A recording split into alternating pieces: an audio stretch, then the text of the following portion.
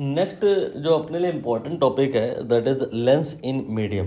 मतलब क्या है इसका कि एक लेंस है, उसे किसी लिक्विड में डिप करा दिया जाएगा। दैट टाइम उसकी न्यू पावर क्या होगी, दैट टाइम उसकी फोकल लेंथ क्या होगी, we have to find in this heading. These are the questions. ये हम लोग बाद में करेंगे, पहले हम थ्योरी पर आकर के बात कर लेते हैं। जैसा कि मैंने कहा कि यहाँ पर लेंस होगा और एक मीडियम में उसे डिप कराया जाएगा। तो ये मैंने एक लेंस बना लिया और इसे हमने क्या किया, एक मीडियम में डिप कराया। इसके दोनों तरफ यहाँ पर मैंने एक मीडियम लिया हुआ है, ठीक है। जैसे केस 1 में अगर हम बात करें तो कोई मीडियम ना मान के चलें या एयर मान के चलें, एक ही बात है।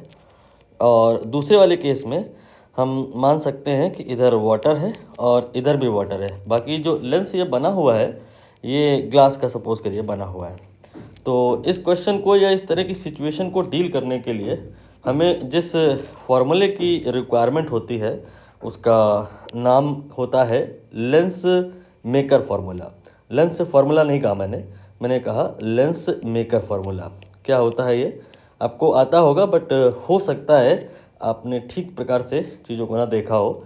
ये फार्मूला होता है 1/f equal to n-1 then in bracket 1/r1 minus 1/r2। हो सकता है आपने ऐसा देखा हो, तो इसमें थोड़ा सा सुधार कर लीजिए। यहाँ होता है n21। ये जो n होता है ये आप जानते होंगे कि ये रिफ्रैक्टिव इंडेक्स होता है, बट करेक्ट कर लीजिए, थोड़ा और मॉडिफाई कर लीजिए। ये एब्सोल्यूट रिफ्रैक्टिव इंडेक्स नहीं होता है, ये रिलेटिव रिफ्रैक्टिव इंडेक्स होता है। क्या मतलब है इस बात का, इसके लिए एक आप और डायग्राम बनाइए। और ये जो लेंस बना हुआ है जिस मटेरियल का, सपोज करिए उसका जो refractive index, absolute refractive index suppose करिए n2 है, और इसके इधर लेफ्ट में राइट में जो मीडियम है, हो सकता है एयर हो सकता है वाटर हो सकता है कोई अनदर लिक्विड हो, तो हो सकता है उसका रिफ्रैक्टिव इंडेक्स गिवन हो। तो ये हो जाएगा n1, ये हो जाएगा n1। सपोज n1 और n2 ये आपको गिवन है, तो जो n21 होता है ये होता है रिलेटिव रिफ्रैक्टिव इंडेक्स। रिलेटिव मतलब एक का दूसरे के रिलेटिव में, लेंस के मटेरियल का रिफ्रैक्टिव इंडेक्स यानी कि n2 डिवाइड बाई n1। ये बात आपको अगर ना समझ में आई हो तो कोई बात नहीं, आप इस फॉर्मूले को दोबारा से लिखें, n21 का वैल्यू रख दें और फिर एक बार एनालाइज करें, आपको याद हो जाएगा, समझ में आ जाएगा। n2/n1 इन ब्रैकेट ये रहेगा, फिर इसके बाद नेक्स्ट में 1/r1 1/r2। क्लियर। तो यहाँ पे इस फार्मूले को आप फोकस करें। ये फार्मूला किस पर्पज़ में यूज़ में लिया जा सकता है कि जो अगर हमें गिवन हो लेंस जिस मटेरियल का बना है उसका रिफ्रैक्टिव इंडेक्स n2, लेंस जहाँ रखा हुआ है सराउंडिंग का रिफ्रैक्टिव इंडेक्स गिवन हो n1, और ये जो लेफ्ट और राइट में सरफेस है these are the curve surface, इनका radius of curvature r1 r2 अगर गिवन हो, n2 n1 गिवन हो, तो इस फार्मूले से लेंस का फोकल लेंथ निकाला जा सकता है। ये थ्योरी पार्ट फिनिश हो गया। नाउ इम्प्लीमेंटेशन पार्ट पर आते हैं।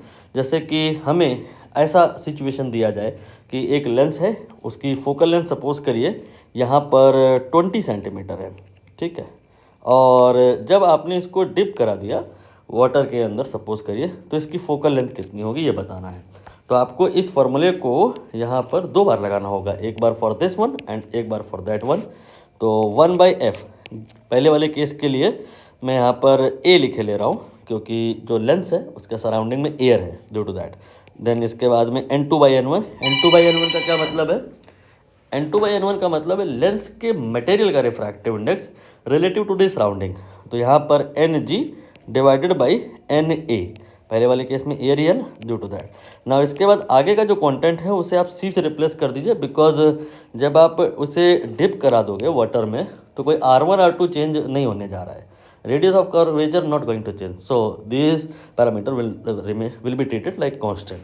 ये आपका पहला इक्वेशन हो गया। नाउ दूसरा इक्वेशन देखिए, जब आपका ये जो लेंस है कोई मीडियम में है, सपोज यहाँ पर वाटर में है, तो एफ डब्ल्यू लिख लिया मैंने। दैट टाइम हमें फोकल लेंथ निकालनी है, एफ ए यहाँ पर इन्होंने बताया 20 और एफ डब्ल्यू हमें निकालना है।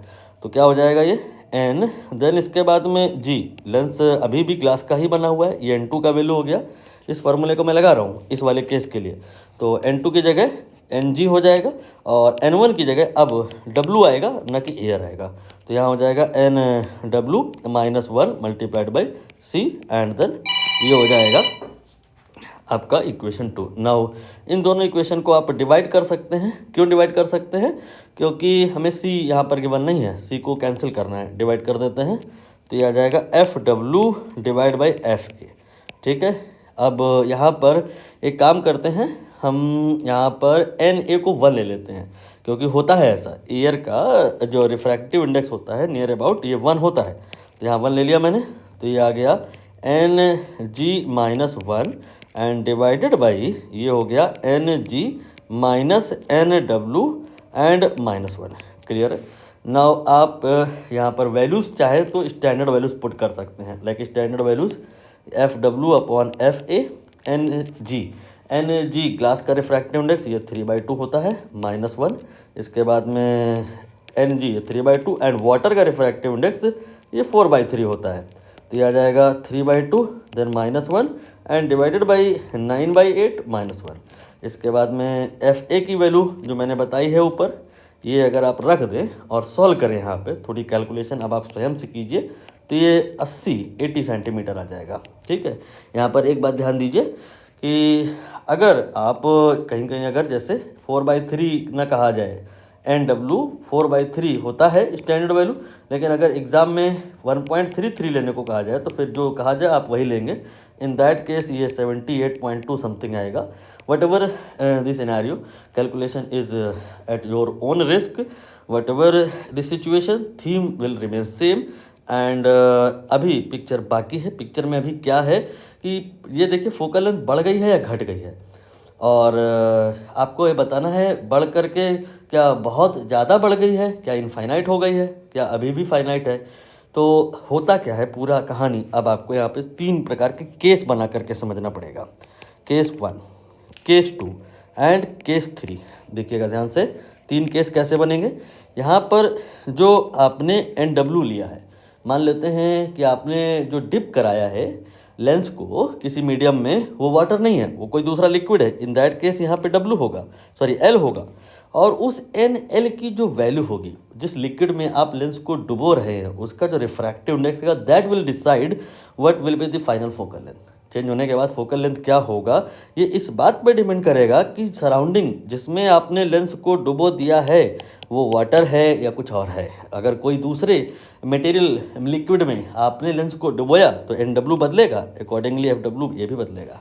तो यहाँ पर केस एक तो ये कि जो सराउंडिंग का लिक्विड का रिफ्रैक्टिव इंडेक्स है अगर बराबर हो जाए, किसके बराबर हो जाए, ये अगर इन केस ग्लास के या लेंस के बराबर हो जाए, in that case you can realize what will happen. ये और ये सेम हो जाएंगे, 1 डिवाइड हो जाएगा, ये 1 हो जाएगा, 1 - 1 0 हो जाएगा।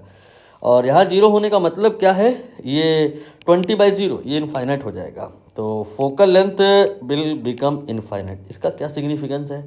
इसका सिग्निफिकेंस है पावर, ये जो कि 1/f या μ/f होता है, ये आपका 0 हो जाएगा। पावर 0 होने का क्या मतलब है कि इस परिस्थिति में ये लेंस में जो अगर आपने पैरेलल रेज इंसिडेंट कराई, lens will not show the effect. ये लेंस कन्वर्जिंग है लेकिन तब तक जब तक ये एयर में है। यहाँ इस परिस्थिति में जो अगर लेंस के आपने सराउंडिंग में ऐसा कुछ डाल के रखा है जिसका रिफ्रैक्टिव इंडेक्स ग्लास के ही बराबर है, अंदर बाहर हर जगह अगर रिफ्रैक्टिव इंडेक्स सेम है, व्हाट विल हैपन, इसका जो कन्वर्जिंग इफेक्ट है वो वैनिश हो जाएगा, इसकी पावर 0 हो जाएगी, रेस सीधे आएंगी और सीधे जाएंगी। और यहाँ पर ऐसी परिस्थिति में क्या होगा कि ये इनविजिबल हो जाएगा, डिसअपियर हो जाएगा।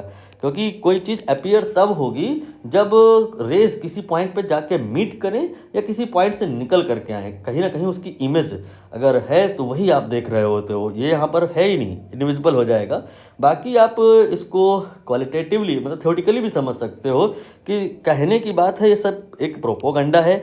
यहाँ पर और यहाँ पर और यहाँ पर सब जगह एक ही कहानी है, सब जगह एक ही कहानी है, सब जगह एक ही रिफ्रैक्टिव इंडेक्स है। तो इस बाउंड्री का मीनिंग क्या है? आप कह सकते हो थ्रू आउट एक ही लिक्विड है, इसलिए रेज में कोई बेंडिंग नहीं हुई, रेज सीधा का सीधा चला जा रहा है, कोई भी कन्वर्जिंग इफेक्ट नहीं आया, फोकल लेंथ इनफाइनाइट हो गई, पावर 0 हो गई। और यही केस बोर्ड पर्पस के लिए वेरी इंपॉर्टेंट है, यही पूछा जाता है। आप अभी क्वेश्चन देखिएगा।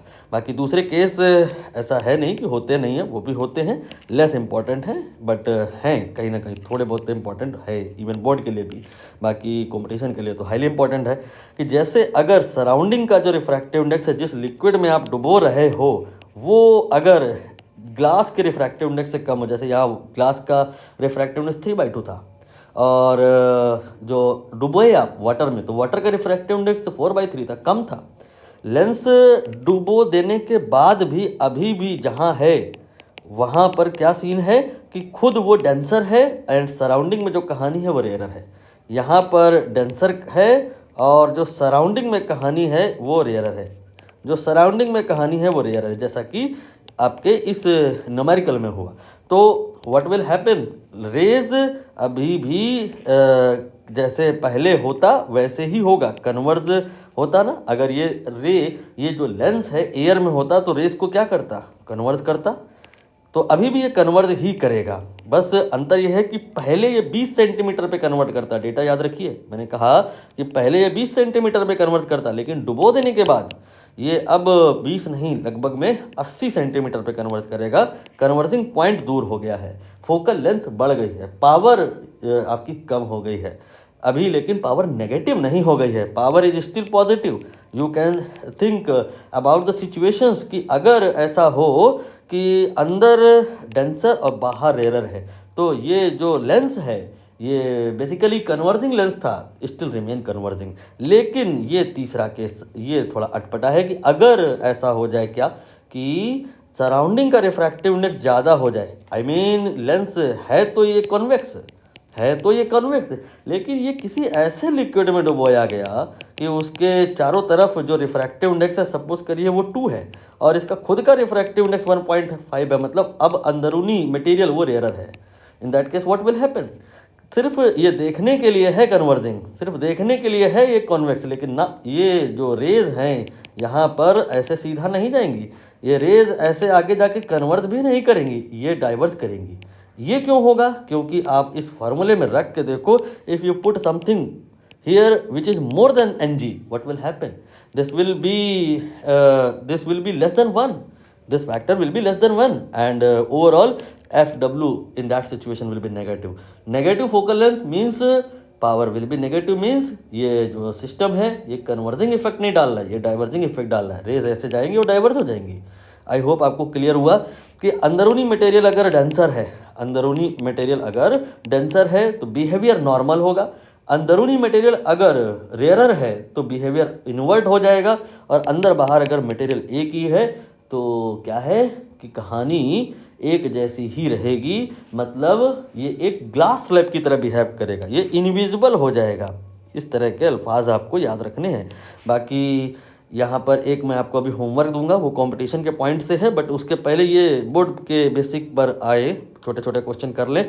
Convex lens when emerge in a liquid disappear, यह सर्सन रीजन टाइप क्वेश्चन है। कह रहे हैं कि convex lens when emerge in liquid disappear, the refractiveness of material of the lens and liquid are equal. क्या मैंने आपको यही सेम टू सेम बताया कि सराउंडिंग एंड लेंस दोनों सेम रिफ्रैक्टिव इंडेक्स होंगे, what will happen, lens will disappear, power will be 0, focal length will be infinite.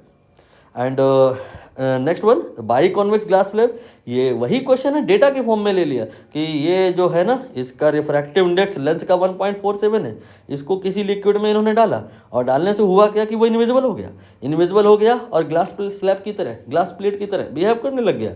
तो बताओ इसका रिफ्रैक्टिव इंडेक्स कितना होगा, ये तब होगा जब लेंस जिस मटेरियल का बना है, अगर ग्लास का बना है तो उसके चारों तरफ जो लिक्विड है वो भी उतने ही रिफ्रैक्टिव इंडेक्स का हो जितने रिफ्रैक्टिव इंडेक्स का लेंस है, दैट इज 3/2 सपोज, देन 3/2। यहाँ पे 3/2 नहीं है, यहाँ पे उन्होंने कहा 1.47, तो लेंस अगर 1.47 के रिफ्रैक्टिव इंडेक्स का है तो surrounding will also be of 1.47, then what will happen, यहाँ पर कोई पावर नहीं होगी सिस्टम को, रेस सीधी आएंगी सीधे जाएंगी, ग्लास स्लैब की तरह बिहेवियर होगा और यहाँ पर लेंस इनफैक्ट डिसअपीयर हो जाएगा। ये आपकी कहानी यहाँ से ख़त्म होती है। बाकी एक होमवर्क है छोटा सा, और वो होमवर्क क्या है कि मान लेते हैं कि वाटर है, मान लेते हैं वाटर है और उसके अंदर एयर बबल बन गई है, ये एयर की बबल है, यहाँ पर वाटर के अंदर एयर की बबल है। ध्यान दीजिएगा, ये एयर ये रेयरर है, सराउंडिंग ये डेंसर है। और हमने अभी थोड़ी देर पहले कहा कि लेंस का यूजुअली जो बिहेवियर होता है, यूजुअल होता है, नॉर्मल होता है। क्यों? क्योंकि लेंस इटसेल्फ एक डेंसर मटेरियल का होता है। लेकिन लेंस का मटेरियल अगर इन्वर्स हो जाए, लेंस नॉर्मली डेंसर मीडियम का होता है, लेकिन अगर लेंस रेयर मीडियम का हो जाए तो बिहेवियर इन्वर्ट हो जाएगा। जैसे यहाँ एयर बबल है, ये एयर बबल एक लेंस की तरह अगर बिहेव करे तो air bubble itself is of rare medium, क्योंकि उसके सराउंडिंग में वाटर है जिसका रिफ्रैक्टिवनेस 4/3 है और खुद ये रेयर है। तो बताइए, ये देखने में लग रहा है आपको कि कॉन्वेक्स है, लेकिन इसका बिहेवियर कैसा होगा? क्या कॉन्वेक्स होगा? आई मीन कन्वर्जिंग होगा। ऑप्शन आपके पास कन्वर्जिंग, दूसरा डाइवर्जिंग, और तीसरा ग्लास स्लैब, एंड चौथा नन ऑफ दिस। ये आपका पूरा हेडिंग पूरी तरह से समाप्त हो गया है। ये थ्योरी के हिसाब से अगर चलें तो कुछ नहीं बदलेगा। जो मैं पढ़ा रहा हूँ ये यूनिवर्सल हो गया, 2 4 10 साल बाद भी वैलिड है, लेकिन number of question on the basis of that ये डे बाय डे इंक्रीज करेंगे। तो आप प्लेलिस्ट में डिस्क्रिप्शन में जा करके आप क्वेश्चंस प्रैक्टिस कर सकते हैं। फिलहाल के लिए तो पर्याप्त है। बाकी जब आप अधिक समय है तो फिर और क्वेश्चन प्रैक्टिस करने हैं तो फिर आप प्लेलिस्ट में एंटर करिए और इसी सेम थीम पे नंबर ऑफ क्वेश्चंस आप प्रैक्टिस कर सकते हैं। बहुत बहुत धन्यवाद। Thank you so much.